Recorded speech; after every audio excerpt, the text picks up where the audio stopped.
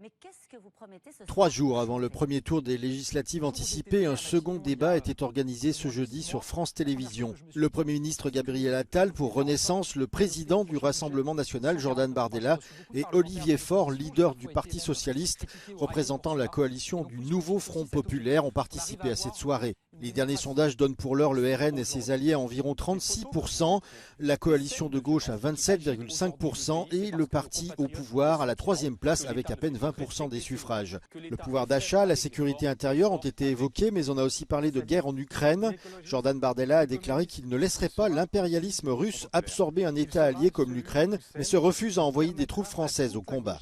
Donc ma position, elle est très simple sur ce conflit. Je l'ai défendue tout au long de la campagne européenne. Elle n'a jamais varié. C'est celle d'un soutien à l'Ukraine et d'éviter une escalade avec la Russie, qui est, je le rappelle, une puissance nucléaire. Par conséquent, si demain je suis Premier ministre du pays, la question. Il n'y aura pas de soldats français qui sera envoyé sur le sol ukrainien. Cette prise de position faisait suite aux remarques du président Emmanuel Macron en mai, dans lesquelles il avait déclaré qu'il n'excluait pas d'envoyer des troupes françaises sur le terrain en Ukraine. Olivier Faure a également critiqué les remarques du président en affirmant que même les Ukrainiens ne s'attendaient pas à ce que les troupes françaises se battent à leur côté. Il y a des lignes rouges.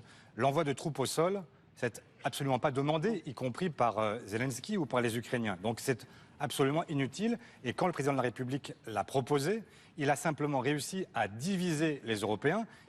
Olivier Faure a insisté sur le fait que le nouveau Front populaire était opposé au déploiement de troupes françaises, mais qu'elle n'était pas opposée à l'envoi de missiles à longue portée en Ukraine. La position d'Emmanuel Macron, sans surprise, a été appuyée par son Premier ministre Gabriel Attal.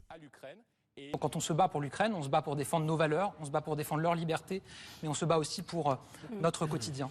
Ce que le président de la République a fait, c'est qu'il a simplement rappelé que face à un Vladimir Poutine qui ne fixe aucune ligne rouge, si nous commencions par nous fixer des lignes rouges, alors nous ne rendions pas service à l'Ukraine. C'est la seule chose qu'il a rappelé.